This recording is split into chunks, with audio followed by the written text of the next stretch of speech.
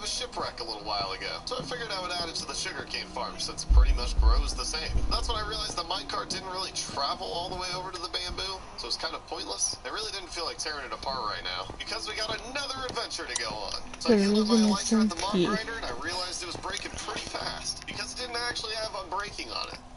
So I crafted another lectern for my villagers in hopes of being able to get an unbreaking book. But it took me the rest of the day just to be able to get them to sell me an unbreaking book. Day 117, I equipped my elytra with unbreaking and we set off. My goal was to find the lonely chicken that we left stranded on the island in the first 100 days. A lot of people felt bad for him and said I should go back for him. The only problem is I couldn't really remember the exact coordinates of where I left him. After traveling for almost an entire day, I found a new, larger island I'd never seen before. I started to question if I was even going in the right day. I was starting to question if I was even going in the right direction. That is until on day 118, I managed to find an island that once had sugarcane on it. This island actually wasn't that far away from where I found island chicken, so I knew I was getting close. But I continued to fly farther and farther until I finally found what looked like the island that I left him at. After landing, I found feathers floating in the water. Now either I dropped those 7 feathers when I left him, or drowned with a looting 3 killed my island chicken. Either way, island chicken was gone. It was a sad day.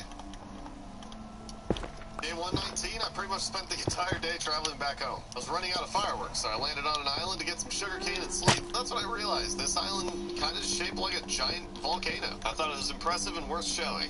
Day 120, we're back at home. I decided to start the day off by picking up all the eggs in the chicken forest and making a tomb for the island chicken. But that's when chicken 103 was murdered by a tree. 103 was one of my favorites. Yes, I definitely kept track of all my chickens. Don't question that. Of course, I gave the tree what it deserved as well. But now I had to make 2 tombstones. It was truly a sad day.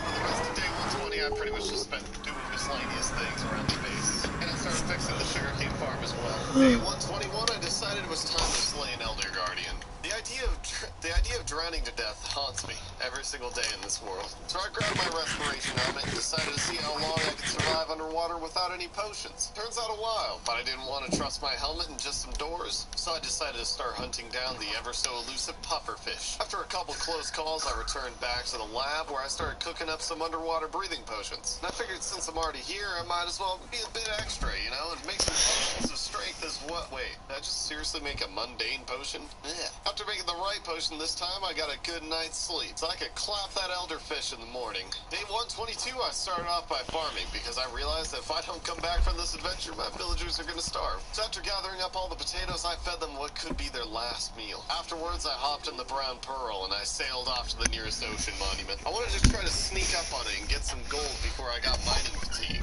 Now, the trick to this is, you just sneak around through the back, drink my underwater breathing potion, and... Are you serious? I seriously got mining fatigue already? Well, that plan failed. So now I'm just gonna try swimming through the front door. So just on as mending and unbreaking. I had 2 the exact same pickaxes. So my only choice is to sit and wait for the mining fatigue to go away.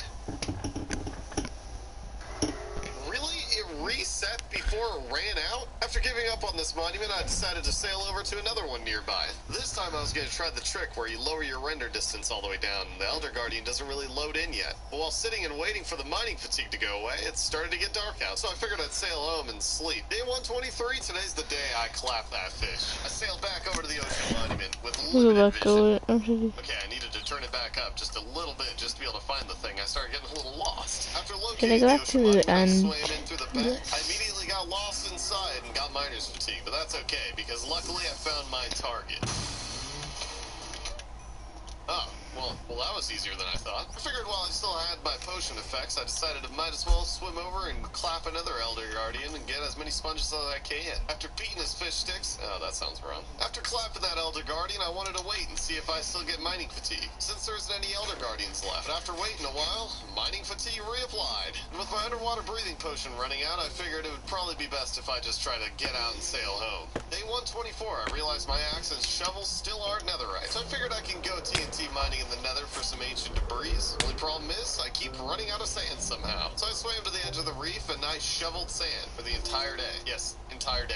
I'm so tired of having to go get sand. Day 125, I accidentally left Minecraft open while eating some dino nuggies. I even tweeted about it. Day 126 to 129, I crafted all the TNT I had, grabbed my gold boots, and hopped into the nether. Going into this, I was thinking, man, it shouldn't take too long, right? I only need, what, like 8 ancient debris? Boy, was I wrong. Because I wasn't nearly as lucky as I was the first time. After using all my TNT, it revealed no ancient debris. I spent the next 2 days just mindlessly swinging my pickaxe to try to find some. I don't know how I did this in the first 100 days. I was going crazy in here, but after getting all the ancient debris I needed, I left immediately. Day 130, we're back in the overworld, and I finally got my netherite axe and shovel. In the moment, I was pretty excited, but honestly, looking back on it, I'm mildly disappointed in myself. After all this adventuring, I decided it was time to do some epic builds at home. And with the overflow of iron golems at the Shake Shack, I decided to make an iron golem farmer. I pretty much spent the rest of the day building the circle platform. You should be proud of me. I didn't mess it up this time. Day 131, I began constructing the farmer. And no, this is not my design. I stole it from someone else. I'll have their video linked down below. It's honestly a pretty easy, straightforward build. That is until you gotta start moving villagers. I figured laying down some rails and building a staircase all the way up to the farm, that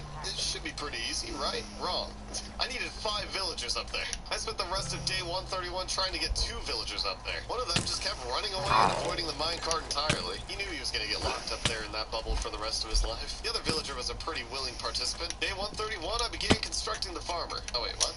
I just read that one. What the hell? Tripped me up. Day 132, I realized you only need 2 to tango. With these 2, I can have them spawn the other 3 villagers I'm gonna need. But I started the day off by giving them all the potatoes I had. While they're having a good time up in their perch, I started farming more because, well, I needed more potatoes. While waiting for them to populate, I continued to build. I mean, it only took a few more blocks and walls and a little bit of lava, and it was just a waiting game for the last couple villagers to spawn. Day 133, I decided to add a small AFK room to the bottom of the iron farm. I don't know why I did this, considering I try not to AFK as much as I can in these 100 days, but I feel like it makes the farmer look a lot cooler. Honestly, the more I'm doing these blackstone builds, the more I'm starting to like them. Also, the first iron golem spawned, but not really in the right spot. I realized I needed to place some bottom slabs on the top of the AFK box, so that the only place that iron golems could spawn is up top in the cage. Now it's working perfectly. Day 134 to 138, we were definitely on track to hitting our goals for this 100 days, but the next thing on the list is to slay the wither boss. For that, we're going to need to go to another fortress. Try to farm as many withers as we can. Luckily, I got a looting 2 swords, so it shouldn't take that long, right?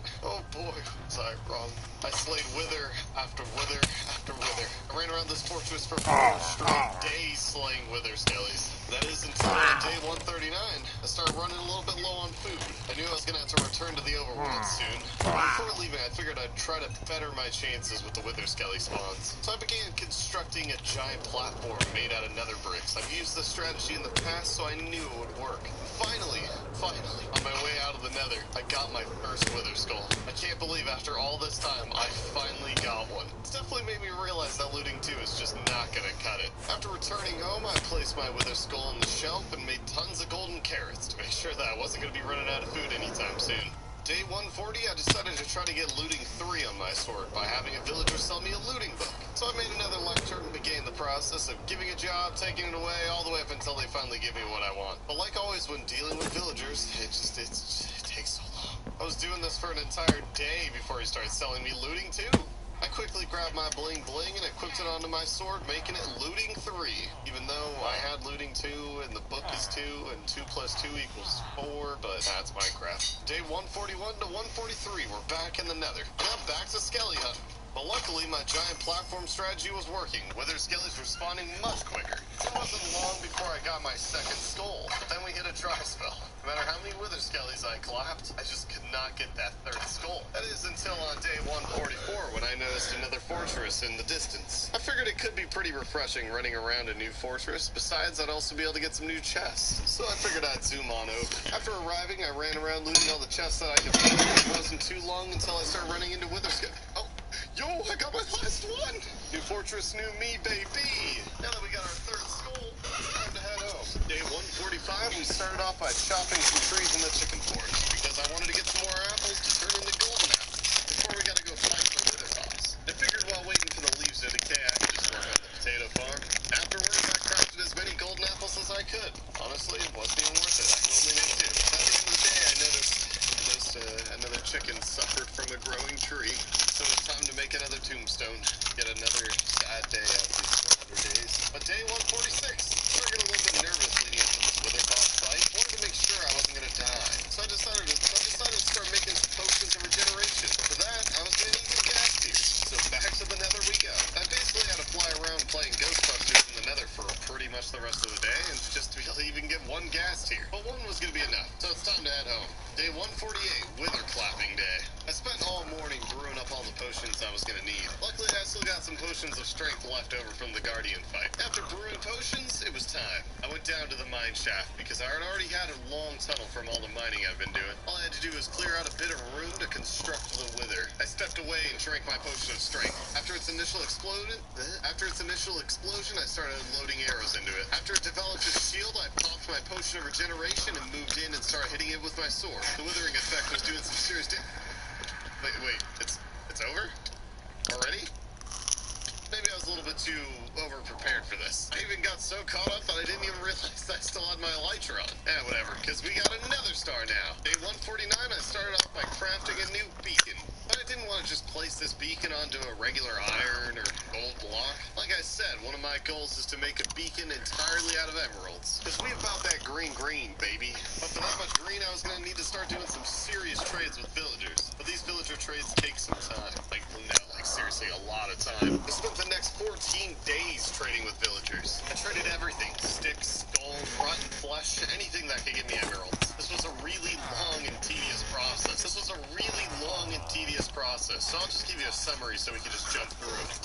Day 152, I pretty much turned the last of my wood supply into sticks. So I needed to figure out another good source of emeralds. Which then I realized that I could actually sell gold. So on day 153, I spent the entire day in the nether mining as much gold as I could with my fortune pickaxe. I definitely cashed out and got a lot. Day 153, I realized that one of my villagers buys books for 1 emerald. I mean, I got a lot of bookshelves from the stronghold, so I began chopping down all that knowledge and turned it into hard cash. Day 156, I fed everyone potatoes because I wanted more villagers for more stalks. Day 157, I remembered that cartographers actually buys glass paintings, so that could make a lot of money. So I built an auto smelter in the storage house and started smelting down all the sand I got into glass. Day 159, I finally started running out of books, so I flew over to the stronghold to get more knowledge. Luckily, there's still a few stacks of books in there. Day 160, Day 160, I went to the nether and grabbed tons of wood that I could turn it into sticks so that I can continue to make huge profits. That's when I realized I could actually grab some gold out of the bastion. Luckily, I got a pretty easy bastion. I knew where all the hidden gold was in this thing. So I grabbed a few blocks without even having to fight any piggy boys. Day 161, I then sold everything I got in the nether on 160. I still think stick trades are the best. You just make so much money off of it. Day 163, I finally got all the blocks that we're going to need for the beacon. Well, give or take a few blocks, I might need to do some more trades. But at least I already knew where I was going to build this thing because I had plenty of time to figure it out. I wanted to build a raised platform over near the docks and have a giant emerald beacon just sitting in front of the base. After I constructed the platform, I laid down all the emerald blocks. It was literally a pyramid flex machine. Day 164, I don't really have anything in my notes on this day. I actually think I took a nap. Hey man, these villager trades are exhausting. Day 165. I started off by adjusting the platform with the beacon. The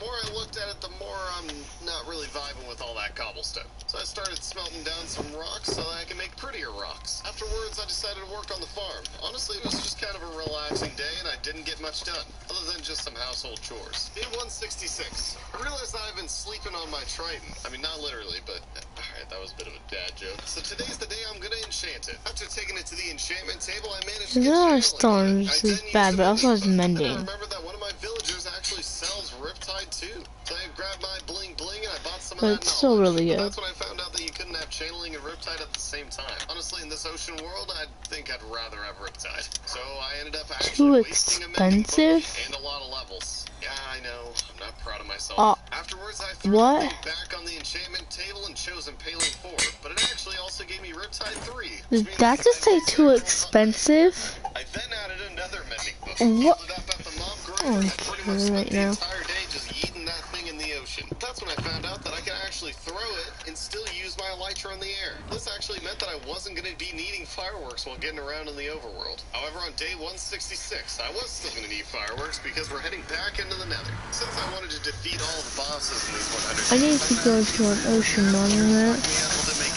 egg crystals, and then I can be able to revive the dragon. However, I had this not so bright idea of trying to slay the gas with my looting 3 sword in hopes of getting more tears to drop. And this was not only super risky, but also not really effective, considering that most of the gas are just floating above giant lava lakes anyways. So pretty much all the items would just fall right in the lava. But luckily, with some grinding and some time, we managed to get 6 gas tears by the end of the day. Day 168, we're back at home and we're crafting those egg crystals. I figured that since I thought of left over, I might as well use it just to nuke the dragon. So I grabbed my trident and my elytra and I swam flew through the air and water, whatever. After arriving at the end, I ran over to the dragon's perch, set down those end crystals, and began summoning the beast. I'm not going to bore you too much with the details. I'll just have my... I won't bore you too much with the details. I'll just have Jake, my editor, give you a sick montage of me busting this dragon's cheeks. Not cheeks, damn it.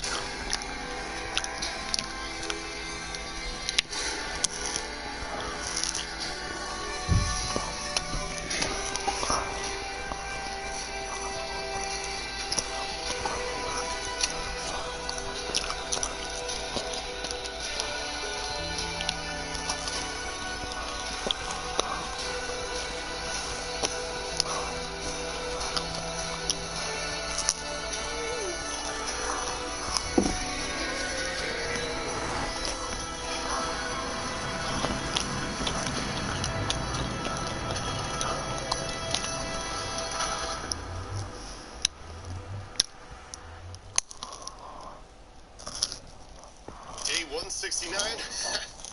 Nice. I decided that since I'm getting overran with all these iron golems because of the villagers, I might as well start getting rid of them. The Shake Shack's just getting a little bit too crowded and I need some more room for my villagers. So I literally spent the entirety of day 169 just chopping away at all these iron golems. Day 170, I was getting a little bit curious whether or not I could buy a woodland mansion off of a cartographer. After leveling him all the way up to master, he wouldn't sell me one. Now this is either because there isn't one in this entire world, or because he's being a lame boy and just won't give me what I want. I decided to add a little shack in the back of the Shake Shack. Sounds weird. So that I can move some villagers in a minecart to transform them into a zombie and then cure them to get better trades. I know there's better ways of doing this, but come on now, we committed to having a better looking house than a functional house. While waiting for zombies to spawn in the mini shack, I got attacked by an enchanted spider. Honestly, kind of scared the crap out of me, but at the same time, thought it looked pretty amazing. No, hey look, we actually got 2 zombies in the shack. Well, I only need 1, so goodbye. Day 171. I bought a name tag from my book boy, so that I could give it to the new zombie. I named him Project, no. Smelly, no. The Clapper.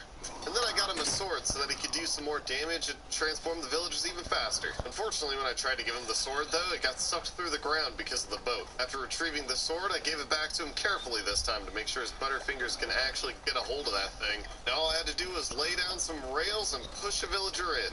My cartographer kept avoiding the minecart because he knew it would just mean the end for him. But I had a Fletcher that gladly hopped in to be my first experiment. But after he transformed, he somehow got knocked out of the cart and put in the boat with the Clapper. I mean, I guess I could just leave him there so it won't happen again. A worthy sacrifice. Day 172, I sent another Fletcher in to get zombified because I was hoping that it would reset his trades. But I'm dumb and that's not how it works. After he became a smelly boy, all the villagers ran to the opposite side of the house. And then they started crowding around the door, making it hard for me to get out. Don't worry guys, I'm gonna clean him. And like I said, I'm pretty dumb and I didn't know that it wouldn't reset their trades, so I also sent in my cartographer to get zombified. Later on, I walked back in to check on the villagers and my zombie Fletcher had vanished. Somehow he actually managed to fall through the floor. So I grabbed the brown pearl and swooped him back up. But he wouldn't cooperate with me when I was trying to get him to go home. For some reason, he just kept going back to my blast furnace and using it like a fletching table. God, I honestly hate villagers sometimes. After finally getting my Fletcher home, it turned out that the cartographer also fell through the floor. Like I said, it didn't reset his trades and I wasted a lot of time.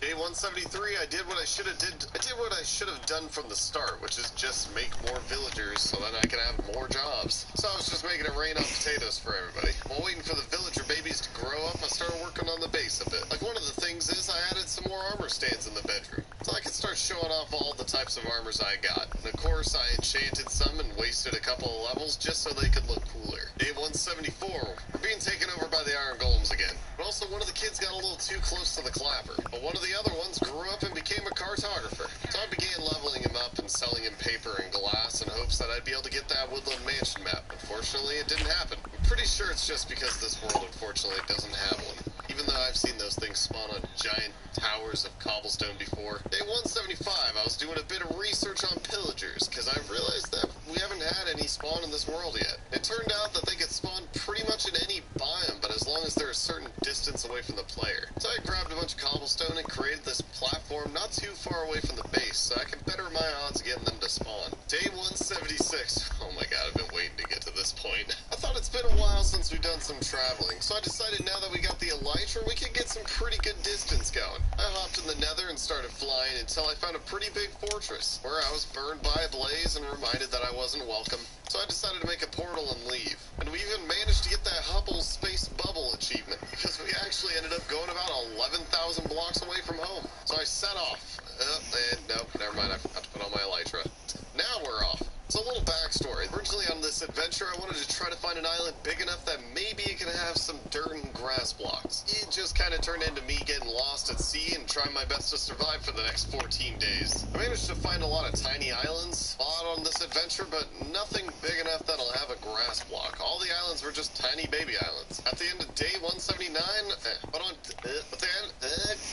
but at the end of day 179, I found the biggest island yet. It was shaped kind of like a giant square. This was honestly one of the most exciting things that happened while I was out on this adventure. I was also running a little bit low on food. I was down to my last 10 potatoes. Worst comes to worst, I know I could just loot a ship or go fishing, but being lost at sea was definitely taking its toll on me. I'd catch myself dozing off while recording this at 1 a.m. Don't sleep and fly on hardcore mode, kids. And on day 180, I managed to find another pretty large island. After finding this island, I was coming to terms with the fact that if there's an island this big that doesn't have a grass block, I don't think any island will. I left, but then I realized it was getting dark. But by the time I turned back around to go sleep on the island, a ton of mobs spawned. But hey, I figured this could be pretty fun, take a break from flying and start hacking away at all the mobs. But their numbers kept growing and I realized that I'm just taking up too much damage and losing a lot of food, so I chose to find a different island to sleep at. Day 185, I was running pretty low on fireworks, so I figured I should start using my Triton to get around. Honestly, this was way more fun, and I don't know why I wasn't doing it from the start. But I managed to find another decent-sized island, and this time there was a cave. I figured it was worth double-checking on the inside to try to find a grass block.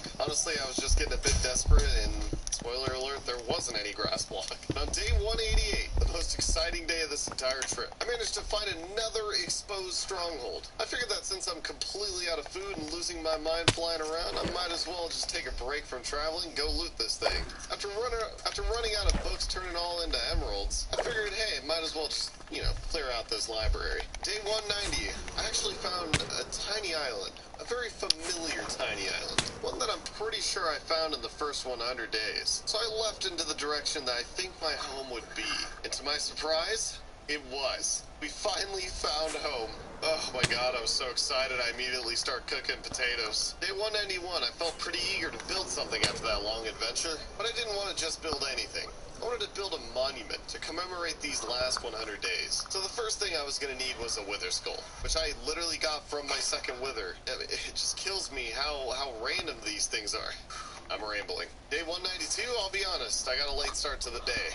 But the next stop was going to be the end. So I made my way into the stronghold, hopped into the portal, and I was going to need to grab an ender dragon head from the end ship that I got my elytra. I honestly don't know why I didn't grab this the last time I came. Either way, after arriving at the end ship, I realized that there wasn't a dragon head. I was a bit confused, but I spent the rest of the day passing by end city after end city trying to find another ship. That is until on day 193. We got ourselves a ship. I boarded that bad boy and grabbed all the diamond gear out of the chest as well as the elytra. Oh, and of course the dragon's head, because that's what we're here for. Luckily, there was also a portal nearby, so I was able to make it home pretty easily. You might be wondering why the screen's black for day 194 and 195. That's because I literally shuffled so much sand and cooking it all up to make glass for this monument. I mean, do you really want to see me do that again? Day 196 to 199, and I spent constructing this beautiful monument in front of the base. I wanted something to look at that I can remember these last 100 days and everything that we've achieved. And yes, I used a sponge for the Elder Guardian instead of a fish because then I would have needed an item frame and that would have been ugly. And on day 200, the 100 days. If you guys enjoyed these 200 days, make sure to drop a comment if you guys would like to see 300 days, because I can get a lot of things going on 300 days. I also wanted to say thank you for all the support on these videos, guys. I do really appreciate it. And remember, if you guys haven't seen the first 100 days, make sure you go check it out. And I will see you guys in the next one.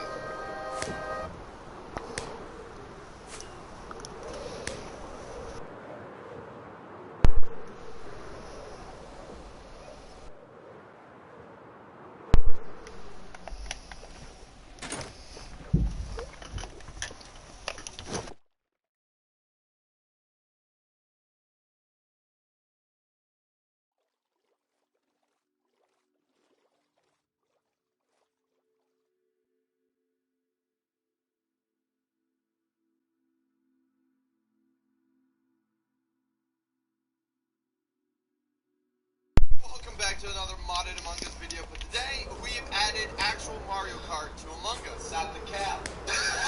I'm being serious, like green shell, banana peel, you know what I'm talking about? How it works is that the imposter can go around the map and there's a little mystery box, and when he goes over it, there's a chance to get one of 3 items. The green shell, something you throw and it like bounces off the wall, and if it hits anyone, they die. A banana peel, something you can lay on the ground, and if someone comes walking over it, they slip and fall. And finally, the bomb, something you can actually throw and it blows up in a large radius. Yeah, it's pretty funny if you ask me. And of course, we're playing with our special roles such as Jester, a person who wants to get voted out, a doctor, a person who can revive someone, a detective, a person who can see everyone's footprints, and a mayor, a person's vote that counts as 2 points. And at the end of the video, I pull up a perfect imposter run. So if you're part of the percentage that is not subscribed, subscribe right now. And we're like 15k followers away from 200k on Insta. You're this close to seeing a quarter of Meme God's face, so go follow right now. Hold it right there. I got a special announcement. Your boys got new merch. Doctor1.shop. It's the golden coin, baby. Life is a chance. Get it? No? Come on. You gotta admit, that's pretty creative, right? We got the same t-shirt, but in white. Look at this little spaceman on a rocket. Look how adorable that is. And it's very comfy too. Astro Worlds. More like astronaut. All at Doctor1.shop. F for 1. You're like, what does that stand for? Stands for Socks for 1. Look at that back. It's so good. Don't just take it from me. Take it from our happy customers. Yes, Doctor1 merch is the best merch out there. It is so good and amazing and so comfy. Now please, can you let me see my family and kids again? So, Doctor1.shop.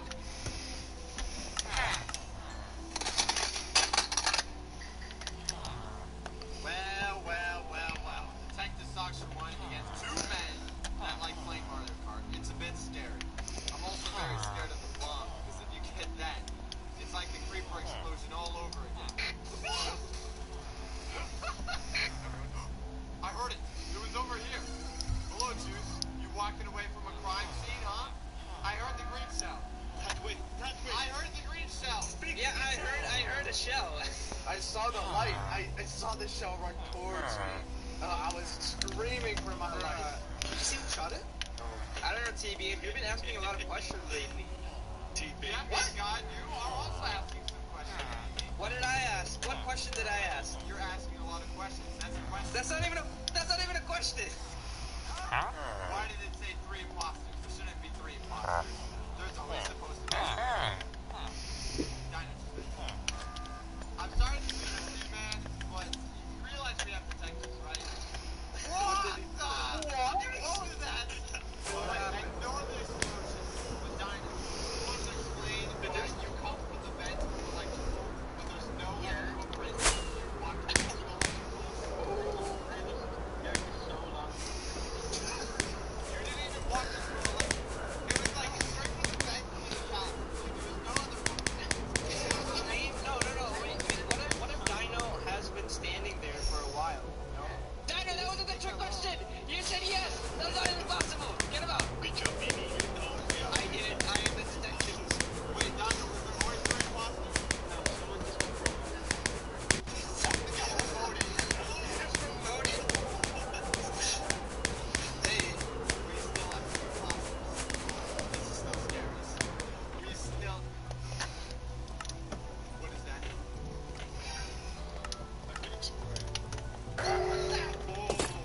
mining fatigue already? What happened? I don't know what happened there, but I swear to God, he pulled out a shell and killed himself. Plaza, you're telling the truth, and if we skip, it should say one imposter. Yeah, there's no beef. Alright, but you know what this means if it says two. You're getting out. Plaza, I'm just getting out. get your Mario Kart ready to run away. Okay. Okay, it's more the truth.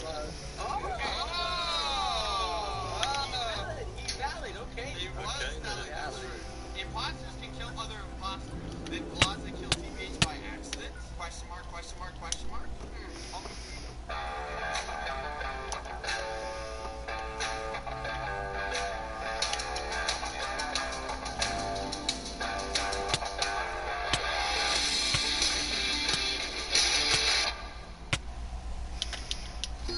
A rogue virus.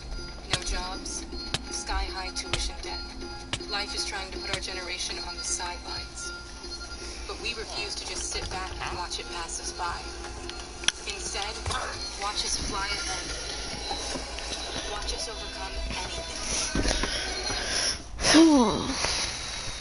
Laugh. Why did you come in here and just stand and stare? Like you were just scrutinizing the room. If imposters can kill each other, that doesn't necessarily rule out that way. Alright, well, you guys know I'm clean, so No, I'm mayor. I can prove it.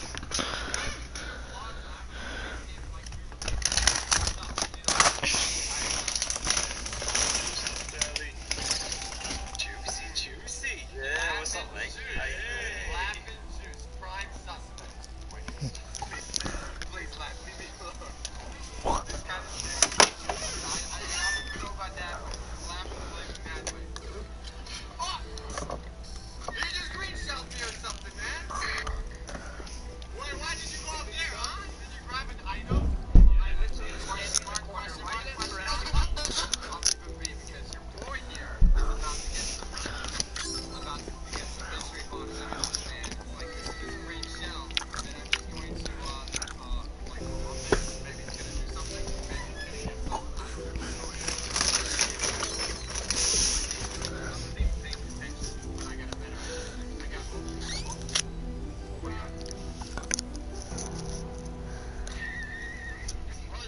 got? Don't worry, I'm a banana expert. Alright, Socks, explain yourself. You want me to explain? Okay, this is Dino can back me up. Plaza says, don't worry. Yeah, you just walked into it. I saw a shell on the at the moment. And I saw footprints of the orange variety. Orange variety. You realize they can throw that shell from anywhere. I saw it come from the bottom. So it's either Socks or Uko. Alright, let's do Socks because he did a... Hey! No, I was an electric.